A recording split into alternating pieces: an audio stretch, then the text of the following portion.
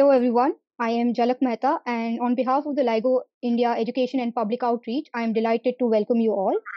LIGO India is back with another behind the scenes Gravity Matters interview. Today we have a special guest, Dr. Aditya Vijaykumar. Dr. Aditya completed his PhD from ICTS Bangalore and is currently a postdoctoral fellow at the Canadian Institute of Theoretical Astrophysics. As an integral member of the LVK or the LIGO Virgo Kagra collaboration, he studies the physics and astrophysics of gravitational waves. His work involves both theory and computation, as well as understanding experimental data from gravitational wave detectors. And in addition to his research, Aditya is passionate about science communication, outreach, and volunteering. He runs a weekly podcast, he blogs, and if that wasn't impressive enough, he also is enthusiastic about directing and acting in theater. And to conduct this interview, we have Parita with us today. Parita Mehta is a final year doctoral student at the Warsaw Astronomical Observatory, and she focuses on using gravitational microlensing for the search of gravitational wave sources. Parita is also a member of the Early Career Astronomer panel at EAS, fostering dialogue within the academic community. So, without further ado, let's dive into what promises to be an enlightening and inspiring conversation.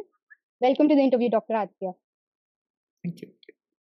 And over to you, Parita. Thank you, Jalak, for the introduction and a very warm welcome, Aditya. And thank you for joining. I'm very excited to know about your journey, your research, and your experiences in academia. Are you ready for my first question? Of course, yeah, and it's a pleasure to be here. And yeah, very big pleasure to be here, I should say. So, the first question I would like to ask you is about your career trajectory. Can you briefly walk us through how you got interested in science in the first place and how it led you to make a career in astrophysics? And yeah, just a brief trajectory of your career. Sure. Yeah, I grew up in Pune, the city where we are all at right now. Actually, my parents come from the south of the country in Kerala, but my family has been here in Pune since 1940. So we're more Pune than Kerala, I would say.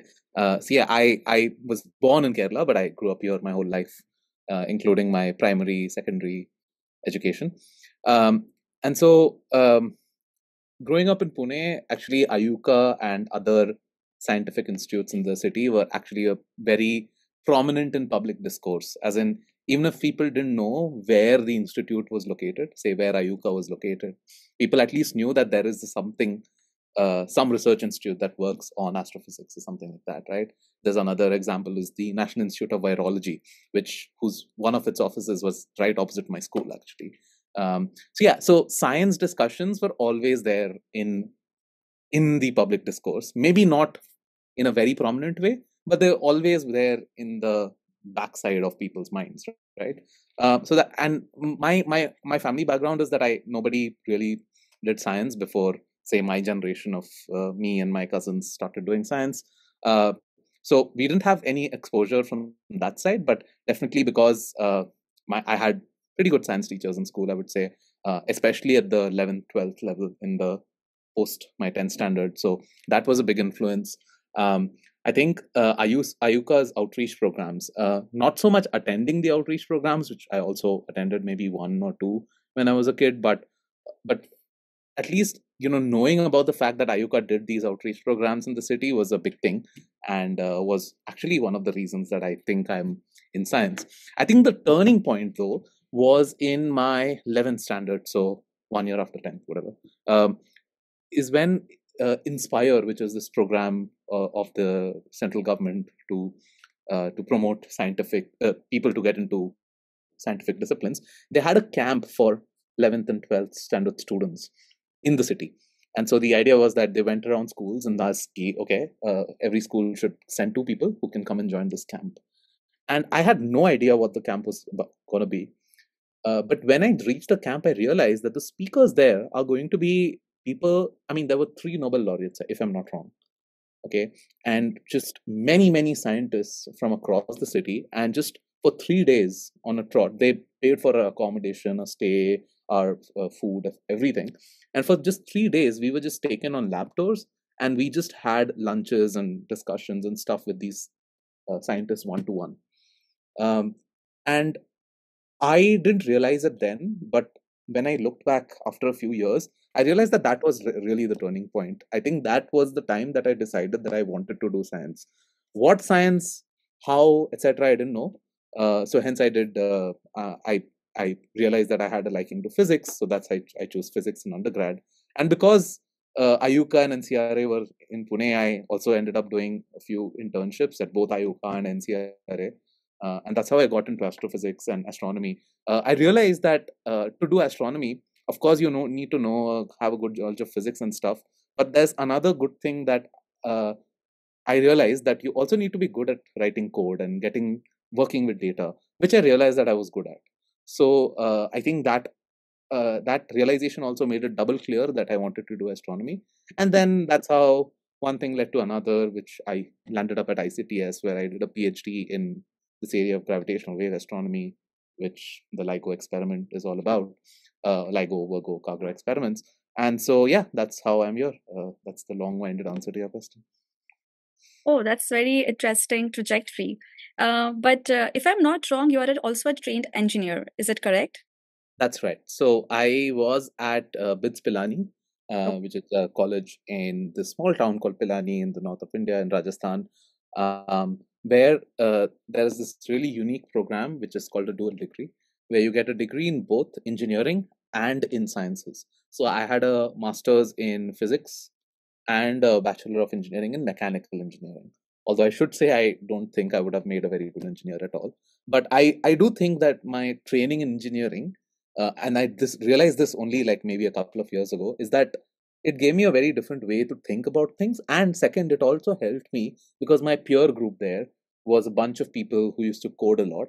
I also imbibed a lot of coding practices from them. And funnily, that also defines my I guess my philosophy of research, where I believe that you really need to write well documented, well tested code to actually make any scientific discovery possible. And that's ended up defining my outlook towards working on any research problem as well.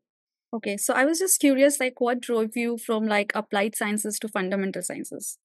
No, so it was it was the other way around actually. So I always wanted to do fundamental sciences, Okay. and it was how it is. So my mother still keeps telling till today that I took this MSc physics for myself because I wanted to do physics, and mechanical engineering just because my mother was worried that I would end up nowhere if I just took physics. So mechanical engineering was like the safe option, and physics was what I wanted to do. So Oh, yeah, that's what I ended. So there's no real conundrum there. I would think. okay. Yeah. But it's very interesting journey. So why don't you tell us about your current field of research a bit, and what are your recent interests uh, for our scientific audience? Yeah, so I work in the area of gravitational wave astronomy and astrophysics. Um, I My research interests are quite broad in the sense, and I've been told that's not necessarily a nice thing by some people, but I like doing it, so I do it anyway. My research deals with anything that can be understood from gravitational wave data. So we have these detectors that are observing even today as we speak, and these are putting out data at an enormous scale, right? I mean, we have years and years of data now. Uh, these signals are very quiet, so we need to develop methods to actually extract information out of these data, and then depending on the question you want to ask to the data, you need to apply different methods to the data. So currently the questions that I like asking are where, when, and how do compact binaries, these binary black holes, these binary neutron stars, and all these objects that we're detecting at the LIGO, Virgo, Kagra detectors, when, where, and how do they form? And anything that helps me answer this question is what I'm interested in.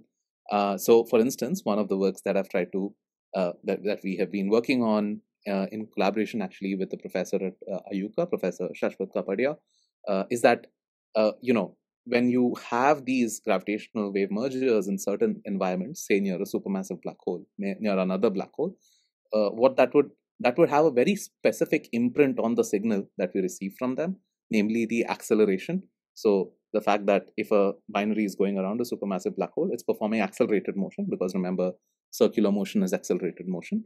And so we can actually measure that acceleration with gravitational wave detectors. And we, in a series of about 3 or 4 papers, we've actually developed this idea and tried to show how interesting things can be probed about from these kind of constraints. And the other kind of problem that I like thinking about is what galaxies do gravitational wave mergers lie in, or these binary black holes lie in? Do they lie in star-forming galaxies where there are a lot of stars being formed? Are the galaxies that they lie in, they don't have any stars that are being formed? Questions like that. That's another line of questioning that I really like a lot. Okay, so that's really interesting. So I was looking through a recent paper, and this paper where where your group shows like you can talk about gravitational wave host environments without ever localizing the signal, right? Yes, Am I correct? correct. Is it also true that is it based on only a single event, that you can do it just with a single event? Yeah, so that's an interesting question. I mean, generally, when people think about trying to show where the host environments are, and I've worked on this as well, people think of like, okay, we get data from many, many, many events, and then somehow find a way of combining information from these many events and probing what the environments they lie in are. Yeah, that's a valid way of doing things. But in this recent paper that you mentioned, we, along with actually the work was led by a graduate student at Ayuka, Avinash Tiwari. What we showed is that detailed information from the host of the environment, say it's in a cluster of stars, or it's near a supermassive black hole, or stuff like that, we can actually understand what the mass of these cluster of stars is, or the mass of the supermassive black hole near which this binary black hole lies is, just by detecting the gravitational waveform. And this is because there are imprints of these environments on the gravitational waveform itself, which makes it possible to tell you what that environment was in the first place, without really telling where in the sky it was. I mean, the classic thing of doing this is, you localize your gravitational wave event to a host galaxy, and then you go and survey that host galaxy and see what part of the galaxy this binary black hole lies in, and then try to know more about it. But here, and that's an extremely complicated process, but also an extremely expensive process, because time on telescopes are very, very expensive. So our hope is that at least for a certain class of signals, we can measure these effects, and then we would not need to know that, and we still can get a lot of information just for free. Okay, so that's like a very promising work for the community, and I really request our audiences to go and look at the link of this work in the description. So you are part of LVK collaboration, Aditya. Would you like to share with us your future goal and what you expect from the future observations, and how would you like to contribute further with this data to the field? Yeah, so I've been a member of the LBK, LIGO-India collaboration for about 5+ years now, and it's been really nice because although it's a large collaboration, so you have to actually satisfy a lot of other people before you actually make your claims and stuff like that. So there are complications like that.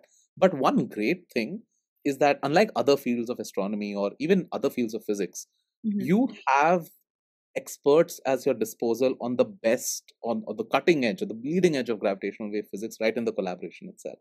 So if you wanted to ask a question, you can just message them on, say, our internal Slack or whatever that is, and then you have an answer within, I don't know, a few hours.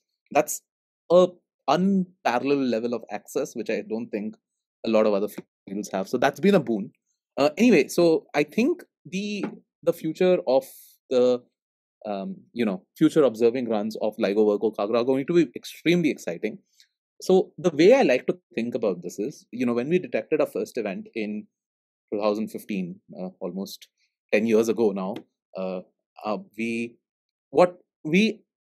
saw an event which is the first of its kind, right? And so that was a big thing. When you have more and more events, what you end up seeing is more first of its kinds, right? You start seeing more and more special events, which are telling you something about the universe, or something about these stars or these black holes, that was not known of before.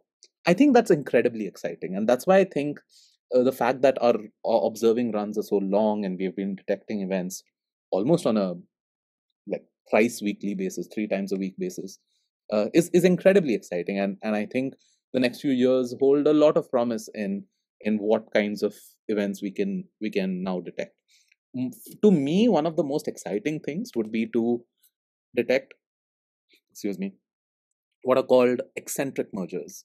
What this means is, so once most of the binaries that we've seen right now are circular, as in they when they merge, they are going around each other in circles. But you can also, in general, have these binaries go around each other in ellipses. And such an event, such a observation would tell us a lot about where that event came from, because we know that certain ways of forming these binaries will not allow it to have ellipses as orbits. They only can allow it to have circles as orbits. So I think that is one thing that I'm really excited about. Uh, I think we'll see something, but the good part is, even if we don't see it, that also tells us something very interesting about our universe, which says that certain kinds of ways of forming these objects are actually not relevant, and maybe that's why we're not seeing it. So I think things like there are more things like these that we could see. One other thing could be an extremely precessing binary, where so what happens is, if this is the binary and it's going around each other, its plane also goes like this, and it could go like this, which is called precession. That could also be very interesting. And there are many such things that I'm really excited about with future observing runs, especially in about 5 to 7 years time, when LIGO India is online, and we would just have an exponentially more number of, well, not exponentially, but much more number of events with much better characterized source properties, which would be incredibly exciting. Okay, so this really sounds very interesting, and I wish you achieve what you want from this data and the community. So now let's diverge a bit and let's talk about your life in academia as early career researcher and as somebody who finished his PhD a couple of years ago. So I will start with PhD journey. Would you like to walk us through your PhD journey in terms of what were the hardships that you faced as a PhD student? Yeah. And what were your takeaways from that as a researcher? Yeah, I don't know where to start, to be very honest. I mean, it's not like, okay, I should say that I was much more privileged than any other person doing a PhD, just because of many factors, including societal, the fact that I'm a man and not a woman, etc., etc. So all that factors were there. I think one big factor, of course, especially when I was doing my PhD, was the fact that there was a pandemic. But then it was, of course, not something that was specific to me. The whole world was going through that. So, yeah, I think it was difficult because, doing a PhD in the pandemic was not easy at all. I know a lot of people like to say that their productivity increased during the pandemic and stuff like that. Mine definitely did not. So it took a hit. The first few months were a haze. I didn't know what I was doing, etc., etc. But the real, I think, about hardships, I think the biggest hardship was, especially until my final year, I didn't think I was good enough for the field, or even for just to be a good researcher. Like, forget about like continuing in the field and stuff. But I think until my final year, until pre-final year, I didn't even think I was good enough, and I had serious self-doubt, for instance. Um, yeah, I mean, so if you read my thesis, the last sentence in my thesis acknowledgements is, I think it goes something like, if you're reading this and you are feeling a sense of imposter syndrome or depression in academia, please be ensured that you're not alone, and it will get better with time. The next 100 pages are an example of that. So that is the last sentence of my PhD thesis, and I really wanted to have that in, because I think the biggest hardship I faced was this imposter syndrome thing, that not knowing that I'm good enough. I think what changed that was I got an opportunity to spend about 9 months in the US at the University of Chicago as a Fulbright Nehru doctoral research fellow. This was in my final year. And I think that experience was completely transformative for me, both in a professional networking capacity. I got to know much more people, but also it solved a lot of my self-worth issues, because the first time, I mean, remember, this was just this is just after when we are all coming out of the pandemic. So of course, I had interaction with people in the field, my peers, uh, you know, through Zoom, but it's not the same as going and meeting them and talking to them, etc. Right? And suddenly, when I went there, I realized that, okay, wait a minute, like these people who I think are the best in my field are very good, but I I don't think they are like 100 times better than I am, right? So that gave me some perspective, which I think I enjoyed, and I that really did add into my self worth, or I don't know, imposter syndrome issues. The other thing was just that I think the other small hardship that I faced is that uh, I just think I'm a person that at least used to get stressed very easily, especially during the pandemic. And when I was applying for my next position after my PhD, that was a bit difficult. Yeah, apart from that, like maybe one minor thing is in the middle of my PhD, I just didn't know what to do. My advisor essentially had said that, okay, you now have some papers. Now I think you can find your own problem. You can do whatever. And for the first few months, I was like, oh, okay, but I don't know what to do. Like, how do you come up with an idea? How do you see it to completion? And so there were a lot of people whom I consider mentors who were very helpful to me there. And I think that's also a part of how the researcher I am today, and I owe it to them as well. Okay. Yeah. So thank you for sharing this with us. Yeah. I would like to add a small question to it, that you mentioned about the imposter syndrome, and this is a very prevalent syndrome that you see in academia. Yes. As I was asking, that what are your takeaways from this experience as a researcher, and would you like to share Yeah. how you kept yourself motivated with the setbacks, uncertainties, and dynamics we have in academia? Would you like to say something to people who are doing PhD right now and watching this? Yeah, I'm afraid I don't think I handled it very well. So I don't think I have any good advice for people as well. Just because I don't think I handled it very well.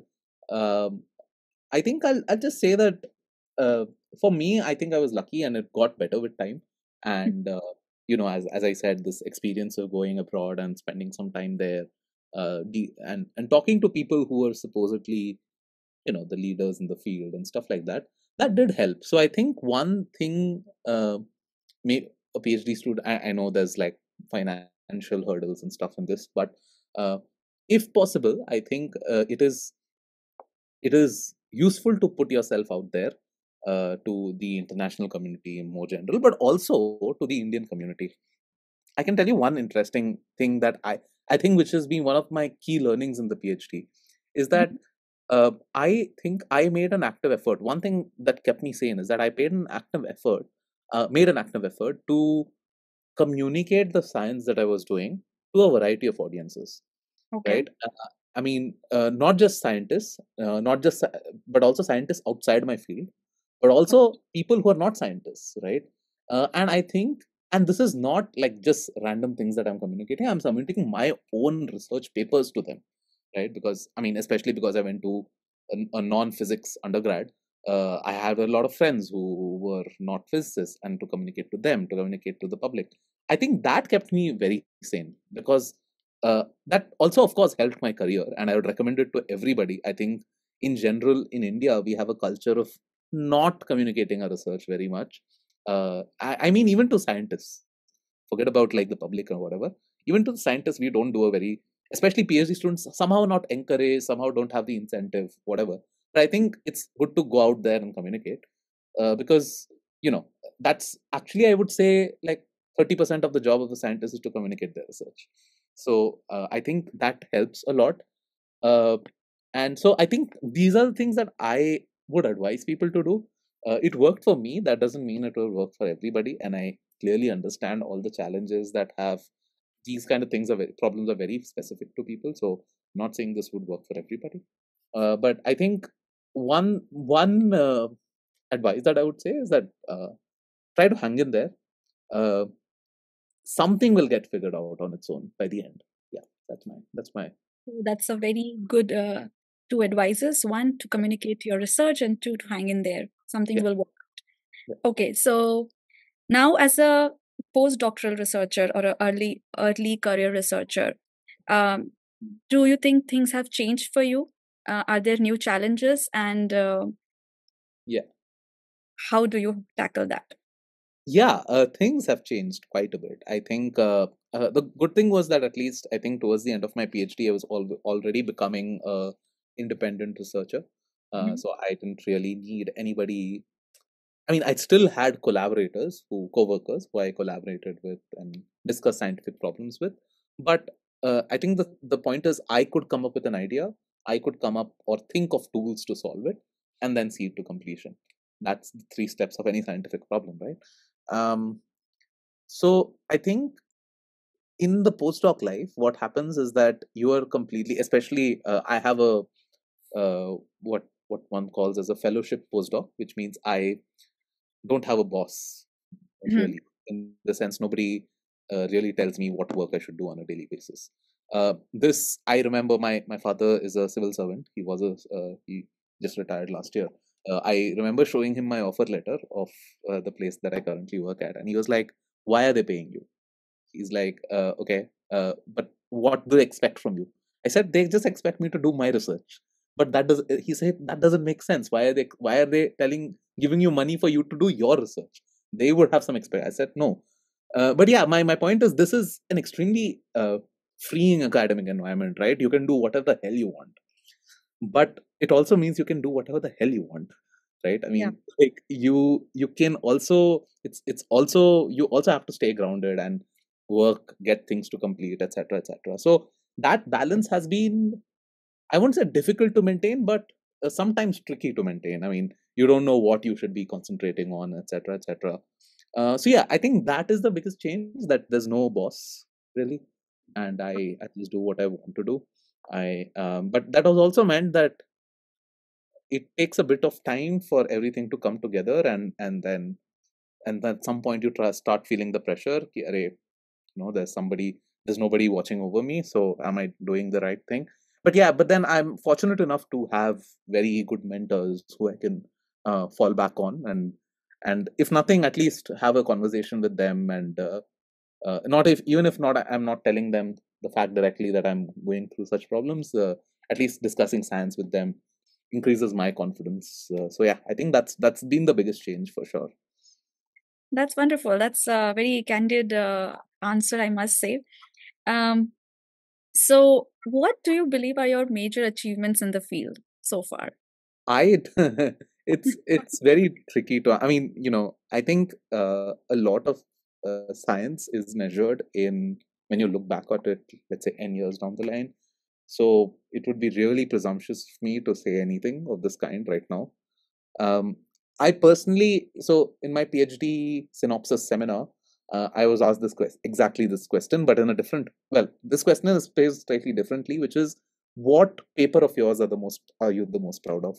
Okay. And I think this program that I started with Shashwat, and like originally with Shashwat, but now his grad students have joined it, of this acceleration and trying to calculate these. I think I am really, really proud of this, because I think it's an effect that we just stumbled upon while just working through another problem, not completely unrelated, but uh, a very different problem on the board one day, trying to solve it, trying to come up with how this effect impacts waveforms, how in astrophysically you can get this effect and stuff. It's been quite the nice joyride, and I've really enjoyed it.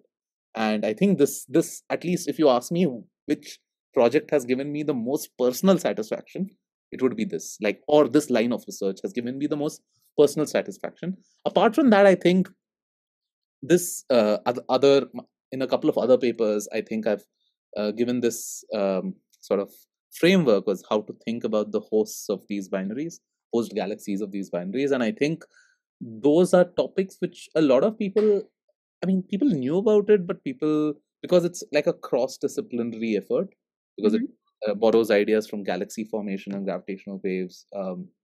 It's not the most obvious thing for people to do, and I think I've played my small part in trying to make these topics, in the mainstream again.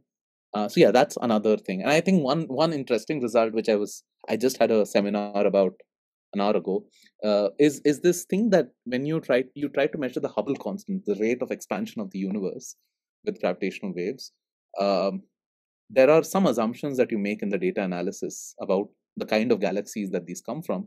And we showed very recently, this is work led by a graduate student at University of Chicago, Alex Hanselman.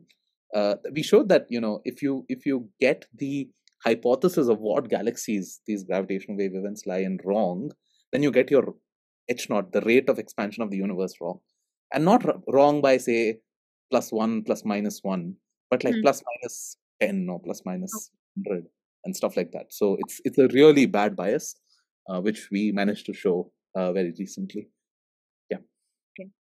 So that's interesting. Again, there were so many wonderful projects I've worked on and have been part of, and you have been very humble about it.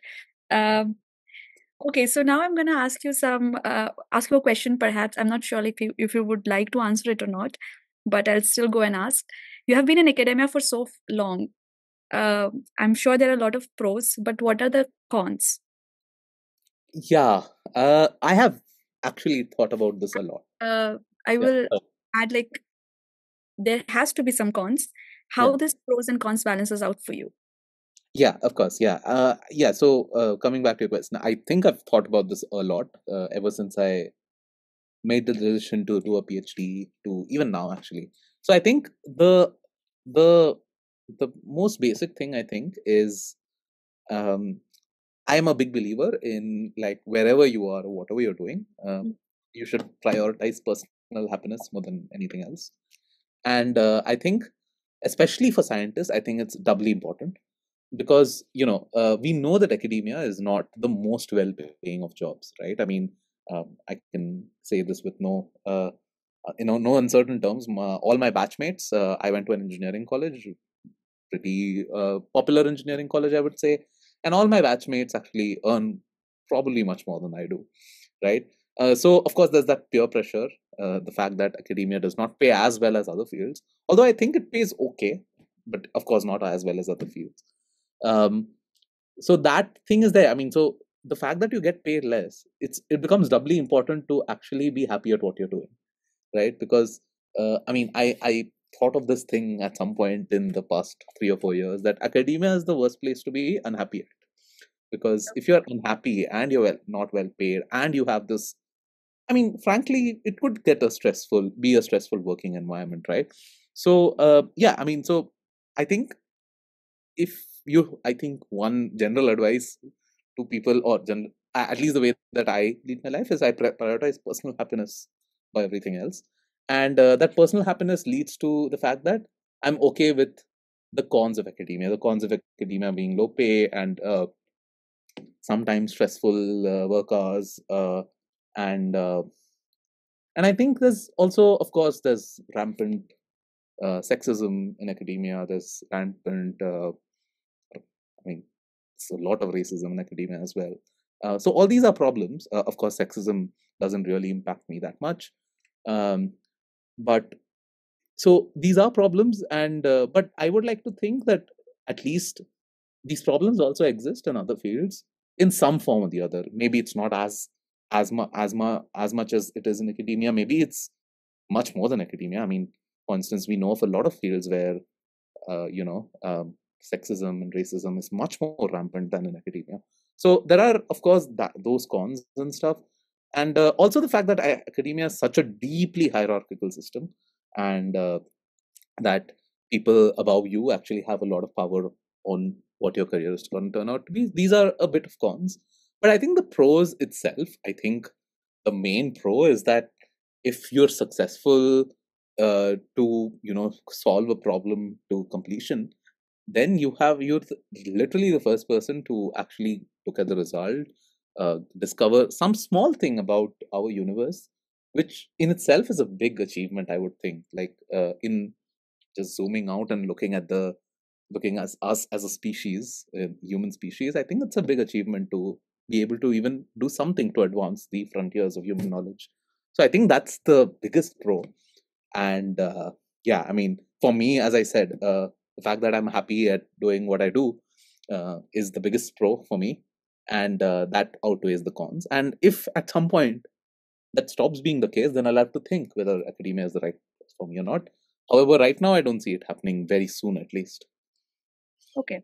So I'm happy that you're enjoying what you do. And I will now like to close this dialogue by asking you the last question. Do you have any anecdote or message to share with our younger audiences who aspire to make a career in science, who wants to get their doctorate in science or in particular astrophysics? Mm-hmm. Yeah, this question is always very, very difficult to answer because Okay. I mean, like, I've been asked this in other places as well, and I've always been blank. I think the first thing to do is not. First of all, I think this might be probably the toughest step is to actually step back, think about what you want from your life in general, and specifically from your profession. And if that you think that the way science works and the way scientific discoveries works excites you, and you're also fine with the cons for now, so you have to do a cost benefit analysis, then yeah, then do it. I think it's really interesting. uh, as a for a PhD student, specifically for a PhD student, I'd echo what I just said a few minutes ago, is put yourself out there. And I mean, I know it's the easiest thing to say put yourself out there, but probably the most difficult thing to do, because I mean, people might not people might have some level of introversion, people might have some issues communicating, maybe English is not their first language, etc., etc. But I think as much as you try to communicate it to audiences which are not yours, and I think a very important thing is to not look down on any audience. I think that's very important, because especially in I think in Indian academia, we have this tendency of looking down on other fields. Even in physics, right? Some person in XYZ field of physics would look down on the ABC field of physics, and then when you're trying to explain science to them, that acts as a barrier. I think that's a very unphysical barrier, or very unnecessary barrier to have. And so I think one thing is to communicate your science to audiences of all ages, classes, backgrounds, etc., regardless, and do not look down upon them. Because I think, for instance, I think the best questions about the universe that have been asked in talks are actually by 8-year-olds or 12-year-olds and stuff like that, right? And these are not questions just for the sake of it, right? I mean, they're actually trying to ask some questions about how something in the world works. So I think never treat other audiences as something below you, is I think one of the advices that I would give, a very practical advice to a PhD student. And I think one other thing that I have been realizing of late is it's very important to keep availing opportunities that come your way, right? I mean, there are a bunch of fellowships that you can apply for. There are a bunch of places where, like, say, communication workshops that you can attend, and so on and so forth. Generally, your advisor is not going to encourage you to apply for it off the bat, because your advisor has hundreds of different things to do. So it's on you to actually, if your advisor does it for you, it's great. But if it doesn't, it's not a thing that you can complain about, because it's your PhD. You think of, yeah, I think this is a really nice analogy, which is, think of a PhD as running your own startup. Okay. I think people try to, I find a lot of similarities in the way my friends in the startup world, people who have their own startups, work, and how I work, because it's similar, right? I mean, we don't really have real bosses. We're working on one idea. Of course, their idea is very closed-ended. Mine is more open-ended, I guess. So there are some differences, but at least from the very, very bare basics of it, we are still running something like our own deciding our own path. And I think in that sense, it's important to also, I mean, of course, you are going to take all the laurels at the end of it, so you better also make sure that you are doing all the work, so putting all the work to apply for things and stuff like that. So I think that's another thing I would say. These are all very practical advices and not very big picture advices, I know. But as I said, I generally am very bad with this big picture kind of advice. And No, partly because I don't think it works for everybody. Those kind of things work for everybody. these were very good advices. I will take away the message as a final year PhD student that treat it as your own startup. Yeah. And with this, Aditya, I conclude all my questions, and it has been a pleasure to have this dialogue with you. And thank you for sharing all your research experiences, academic experiences, and about your recent work. It has been very inspiring, and I'm sure it is going to be also very inspiring for all our audiences. And thank you. And now I will hand it over to Jalak. Yeah, I would just want to say thank you to everybody, Parita, you, and also Jalak and Saurabh and Devarti, who organized all of this. Thank you. Yeah, Aditya, thank you so much. But before we wrap up this conversation, I have a question for you. If you're comfortable, you can answer. I've heard that you can imitate the gravitational wave chirp quite perfectly. Would you be willing to do that for us? Wow. I don't know who told you this, but I I don't have think I'm been very to good. your lecture and I have heard you do this. So Got it. I'll go one step further and I'll try to imitate an eccentric binary black hole chirp, and let's see if that works out. Ooh. Sorry, I don't think it was very accurate, but I think it's okay. yeah, I mean, thank you so much for taking the time out and sharing your insights, your experiences with us today. It has been wonderful the questions were wonderful, the answers you gave were very good. And it is very inspiring to see your work, to see your passion. And it has been a pleasure to learn more about your journey. Also, special thanks to Parita for leading this engaging conversation. And we hope that this interview for our audience has not only been informative, but has also sparked curiosity in the groundbreaking work that GW Science is doing. And so, thank you, everyone. Stay connected with LIGO India for more exciting content.